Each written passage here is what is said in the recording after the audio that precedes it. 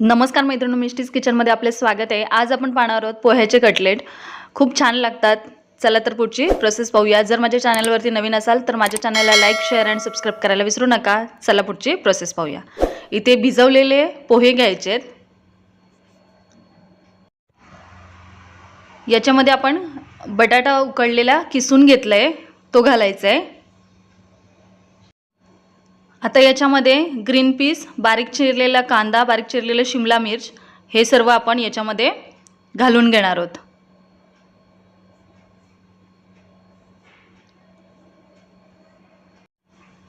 याच्यामध्ये आलं लसूण मिरचीची पेस्ट घालायची आहे। याच्यामध्ये आता आपण बेसिक मसाले ऐड करणार आहोत। धना पावडर, हळद, लाल मिरची पावडर आणि चवीनुसार मीठ, लिंबू घ्यायचे पिळून। याच्यामध्ये आता बेसन आणि तांदळाचं पीठ घालायचं आहे बाइंडिंगसाठी। क्वांटिटी तुम्ही कमी जास्त करू शकता। हे सर्व मिक्स करून घ्यायचे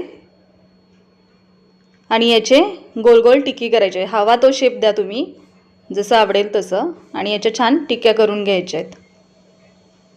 हे पहा, अशा पद्धतीने सर्व टिक्क्या आपल्या तयार आहेत। आता आपण ह्या शॅलो फ्राय करणार आहोत। तुम्ही डीप फ्राय सुद्धा करू शकता। ह्या अशा पद्धतीने, आणि आपल्या टिक्क्या ज्या आहेत ते मस्त दोन्ही साइडनी फ्राय करून घ्यायच्यात।